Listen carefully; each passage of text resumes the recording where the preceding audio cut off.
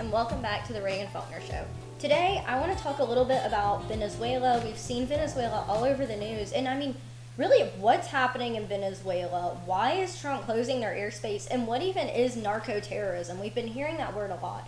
So before we dive into Venezuela specifically, we're going to talk a little bit about the drug epidemic in the U.S. and the rise of narcotics and opioid abuse within the U.S. as a whole. So going all the way back to 1999, it's really been a major issue with opioids specifically.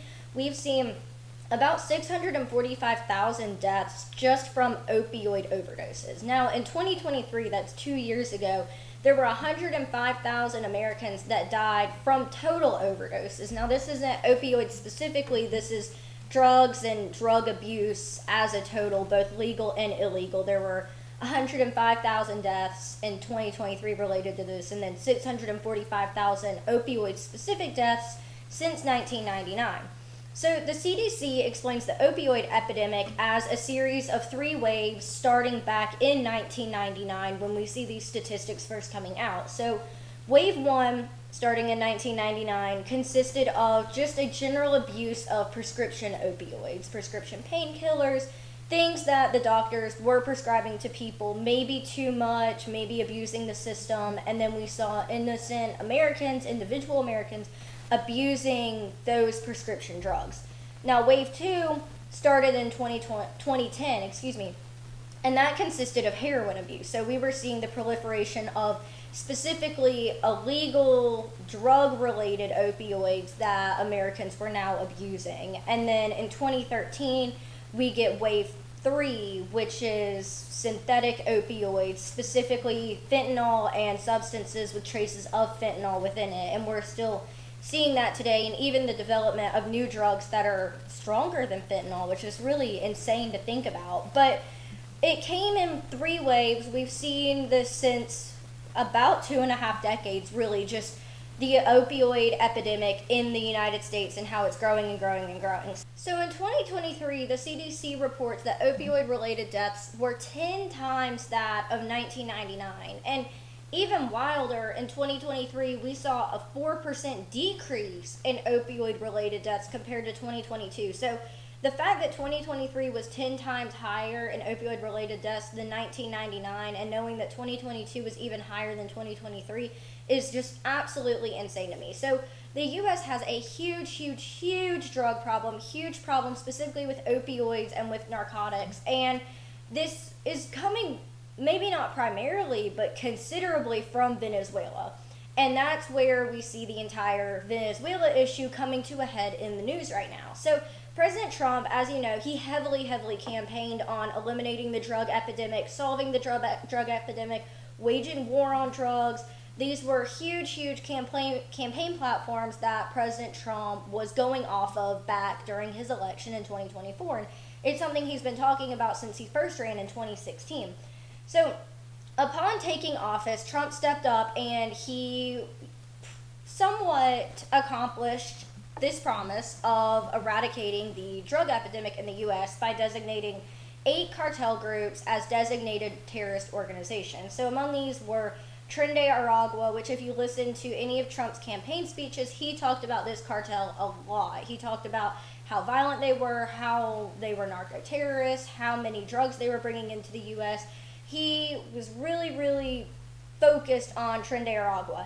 And this cartel actually began as a prison gang in Venezuela back in 2014 and has since spread across South America and into the U.S. Now, another one of these cartels is the Cartel of the Suns, which is also within Venezuela and is actually made up of many high-ranking military officials within the country, which is really interesting, and it's going to come back later in the episode. So these cartels, among many others, are involved in drug trafficking, human and arms trafficking, and many other crimes. They are not good organizations. They are violent. They are involved in human rights violations, corruption, and that's why Trump specifically designated these 2 out of the 8 as designated terrorist groups. So President Trump's attempt to crack down on crime, crack down on drugs, crack down on immigration, just cracking down on all of it has come to a head specifically with Venezuela, where we see illegal immigration, we see drug issues, we see crime from these cartels, we just see it all, and it has culminated between U.S. and Venezuelan relationships.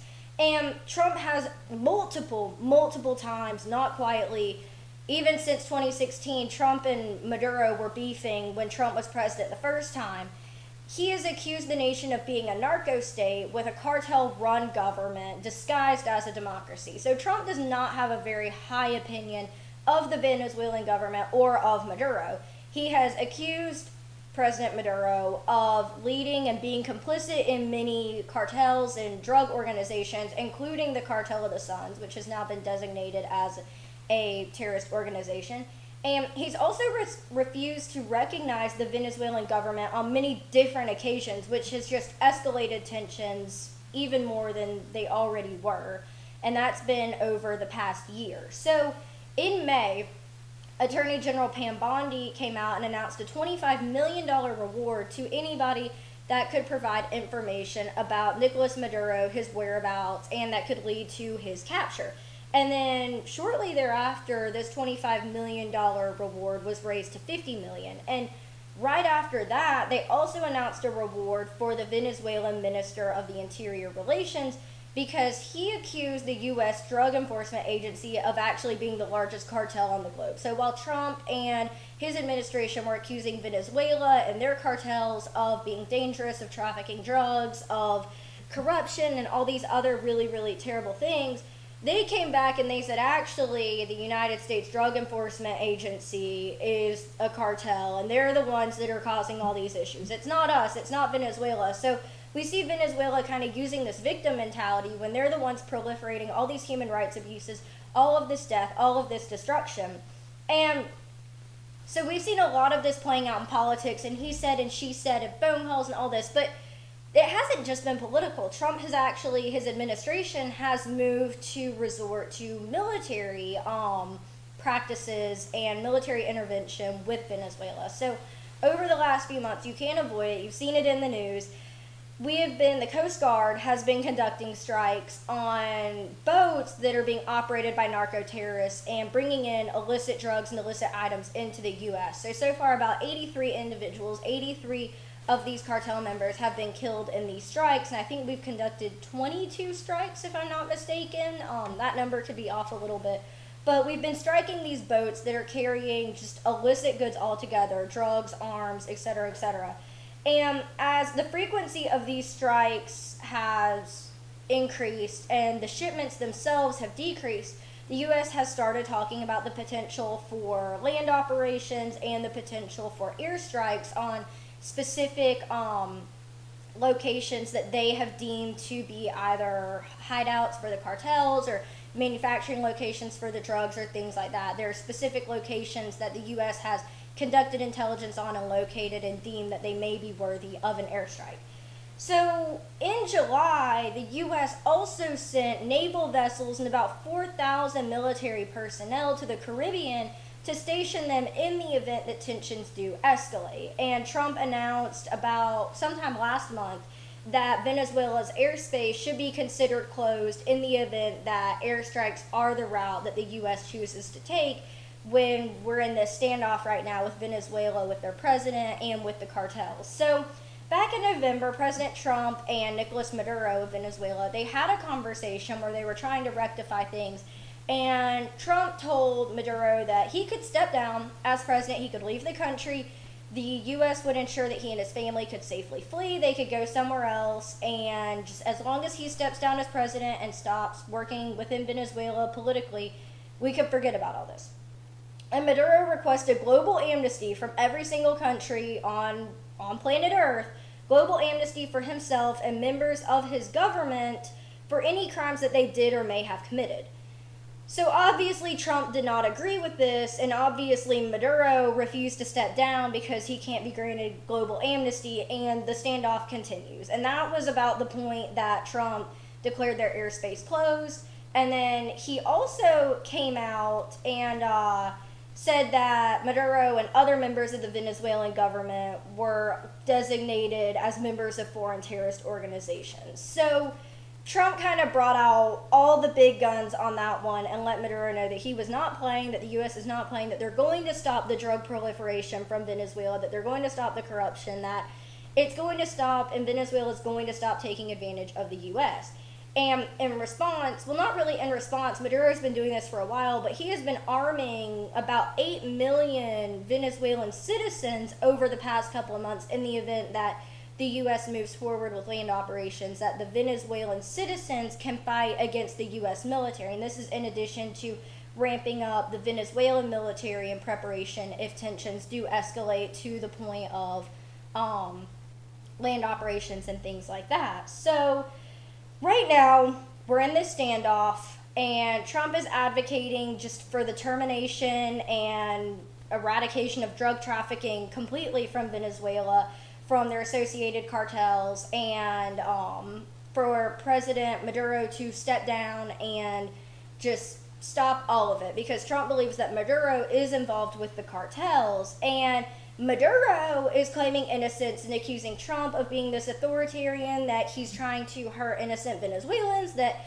Venezuela hasn't done anything. Like I said, their Prime Minister of Interior Relations is accusing the U.S. Drug Enforcement Agency of being a cartel. So there's just this back and forth of them acting like teenage girls, to be quite honest, and just disagreeing on who's at fault. Well, we all know that Venezuela's at fault. Historically, they have been at fault, and really, for context, we see this in the news and people are like, oh, Trump's so bad because he's doing this to Venezuela and he's striking boats. Well, in reality, we have had really, really a terrible relationship with Venezuela since about 1999, which pretty interesting that we see that's when the drug epidemic started, and that's when our relationship with Venezuela kind of went into the tank. Pretty interesting timeline there. But the U.S. placed sanctions on Venezuela in 2005 in response to perceived narco-terrorism. So this is not a new thing that Trump has made up. This has been around for the past 20 years. Also in response to Venezuela not wanting to help in the global fight against terrorism, not wanting to assist the U.S. in fighting against terrorism, and then also just for their overall anti-democratic and often authoritarian political practices. And this all started with the administration before Maduro, which was Hugo Chavez. He was elected in 1999 and served until 2013 when Maduro was elected. So the Biden administration, because Trump isn't the only president to ever have to deal with Venezuela, I know it's shocking. We didn't really see about any other presidents dealing with Venezuela, and it shouldn't be a political issue, but here we are. So the Biden administration actually offered to reduce some of these sanctions if Maduro would allow for a free and just overall proper democratic election back in 2024. And Maduro won the 2024 election, but when they went to look at the votes and went to count the votes, there was some evidence that said that his opponent, Edmundo Gonzalez, actually should have won. So this election really wasn't all that free and all that democratic and all that constitutionally correct for how the Biden administration was advocating it should be in order to reduce those sanctions. And even more interesting, Gonzalez was actually exiled from the entire country after this. He was accused of terrorism and just kicked out after Maduro took office again in 2024. So definitely some political backlash after that one, making their government seem even more corrupt and even more just shady, to be honest, to be completely not proper. They're just shady over there in Venezuela. So in 2008, we're still having problems with them. We had problems in 2005, we're having problems in 2008. The Treasury Department's Office of Foreign Assets found that 2 individuals and 2 travel agencies were actually financially backing Hezbollah. So these agencies, these individuals were in Venezuela, they were financially backing Hezbollah overseas, the terrorist organization, and this was all the way back in 2008. So no wonder they were getting sanctioned for activity with terrorist organizations and not helping fight the global battle against terrorism. They were literally financially supporting terrorist organizations. And then in 2018, nearly 2,000 Venezuelans their visas were revoked, and 14 Venezuelan nationals had visa restrictions placed on them because they'd been involved in corruption and human rights violations. So this has been going on for a really, really long time. There are a lot of other things that Venezuela has done relating to oil, relating to more corruption, relating to more drugs, relating to more narco-terrorism, government officials being involved in these cartels, high-ranking military personnel being involved in these cartels and the drug proliferation. The list goes on and on and on, but we only had time to talk about a couple of these. Now you can go, I think it's the U.S. Department of State has a really interesting just history of our relationship with Venezuela, and if you want more information, I would recommend you go there because it has tons and tons of information. It's really, really interesting. But as we can see, the list of atrocities goes on and on and on, and there's just, it's been extensive for decades. For decades, this has been going on. For like 25 years, 26 years, this has been going on. And I feel like we're only hearing about it now. Now, I know I'm only 21, and there are a lot of people out there that are way older and way wiser than me, but I don't remember Venezuela ever being a political issue before. And quite frankly, I don't think Venezuela should be a political issue. Protecting our communities and protecting Americans should not be political. When there's evidence that there's been drug proliferation, drugs that kill people, and we see a drug epidemic in the U.S., and we see Venezuela sitting over here making drugs and having these terrible cartels, and we see the cartels coming into the U.S.,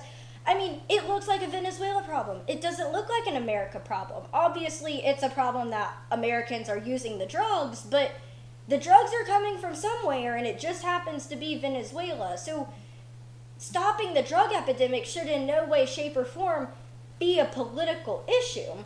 Now, the past two Venezuelan administrations have shown their loyalty. They've shown it to money, they've shown it to power, and they've shown it to corruption. The U.S. has put these sanctions in place for 26 years, asking them to please just stop being corrupt, bringing drugs into our country, trafficking weapons, supporting terrorist organizations. I think that those are pretty basic requests. And when we see in response as Venezuela, they've literally tried to strengthen their relationships with U.S. enemies, with communist states like Cuba, with terrorist nations like Iran, and with corrupt superpowers like Russia. We can't have this. We can't have this so close to America and have them play the victim. Their elite arms and terrorist networks of support, I mean, it's terrible. This trafficking of arms, this trafficking of drugs. They have high-ranking military personnel smuggling deadly drugs into our nation that's killing our family, our friends, our children. They refuse to democratize. They refuse to stop the corruption. They refuse to stop the trafficking of drugs and weapons. And like I said, some of the organizations are involved in human trafficking as well. They refuse to stop. And now they want to play the victim, and they want to call America the aggressor, and they want to make Trump out to be this bad guy when all other presidents since George Bush, the second Bush, have been doing it too. Everybody's been playing hard and fast with Venezuela, and now that Trump's actually making progress and being a little bit harder than past presidents, they want to accuse him of doing something different when all of the presidential administrations of the past 20 years have had a hard policy take with Venezuela. So ultimately, I am against the U.S. getting involved in other nations' conflicts. I'm against the U.S. getting involved abroad. We need to focus at home, especially with our debt right now, with everything going on. You've heard in previous episodes, I am very much a proponent of the U.S. remaining an isolationist for right now, focusing on America first. But this is America first because Venezuela won't stop. For 26 years, they've had the opportunity to stop, and they won't. They just won't stop. And it needs to. The drugs got to stop. The immigration has to stop. The trafficking has to stop. American citizens have to stop dying from foreign narcotics that are coming into our country across our southern border. They have to, it just has to stop. We're being invaded by cartels. We're being invaded by drugs. And ultimately, we're being invaded by hatred for America because a country that loves America wouldn't do this. They wouldn't ally with Iran. They wouldn't ally with Cuba. They wouldn't ally with Russia if they actually wanted to have a decent relationship with the United States. Now, the drugs are bad because they're causing death, but that's not the only reason why they're bad. They're causing addiction, they're causing homelessness, they're causing a loss of good, capable workers in our job market, and they're degrading the family unit. When we see addiction within a family, you see that it causes strain and it causes harm on the family. I mean, if anybody's read Hillbilly Elegy, look at J.D. Vance's family. It's the perfect example. So the drugs are causing death, but the drugs are also causing issues within actual American culture aside from just death. And if we allow these cartels to continue, if we allow them to keep flowing into the U.S. with their drugs and with their guns, we're going to see more homelessness, we're going to see more crime, we're going to see more families fall apart, we're going to see more unemployment, and ultimately we're going to see more death from the crime, more death from the drugs, more death from the guns that are being brought in, more death from everything, because what they're bringing in is not okay, and it's destroying America from the inside out. It's been happening for more than 2.5 decades. It's time for it to stop.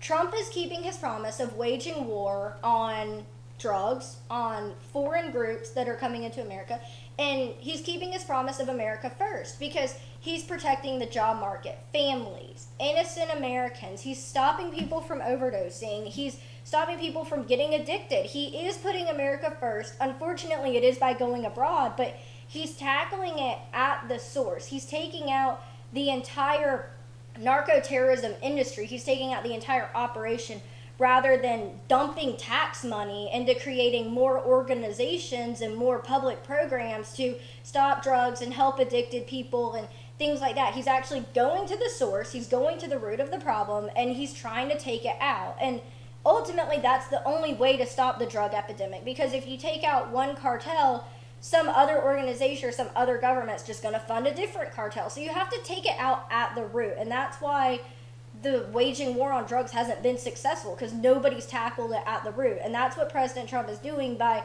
getting this hard and fast line with Venezuela, with the sanctions, with the military operations. He's trying to negotiate, and he's trying to stop the drugs from coming into America, stop the cartels. He's putting America first, he's putting families first, and he's putting Americans first. We have had enough of this. Ultimately, we've had enough. We've had enough death. We've had enough tragedy. It is time for it to stop. And as Americans, we need to support Trump in this. We really do. Everybody that says America first, this is America first. We've got to support Trump. We've got to back him. We've got to back the war on drugs, because we ultimately need to stop letting other countries destroy us from the inside out without repercussions. We've seen it from Somalia. We've seen it from Middle Eastern terrorist groups and terrorist countries, and now we're seeing it from Venezuela. So as Americans, we really need to support Trump in this. We need to stop with the media game, stop with the, oh, is it legal, is it not legal? Trump has the authority to do, he's commander-in-chief. He has the authority to tell the military where to go and what to do, especially if it's a specific threat against the United States, which it is. They are invading us from our southern border, have been invading us from our southern border. Now it's closed. Still trying to invade us with drugs and with other illicit goods and with illegal immigration, and Trump is nipping it in the bud. He's stopping it, and as Americans, we need to support him. Thank you so much for joining me on this episode of the Reagan Faulkner Show. I am so excited to bring you content every Tuesdays and Thursdays, but if you want more, remember to check us out at the Reagan Faulkner Show on Instagram, TikTok, X, and Facebook. And then remember to check us out at the Wilmington Standard as well. Now, the Reagan Faulkner Show has new merch on WilmingtonStandard.com. So if you're interested in that, be sure to check it out and check us out at ReaganFaulkner.com. Thank you all so much, and I'll see you on the next one.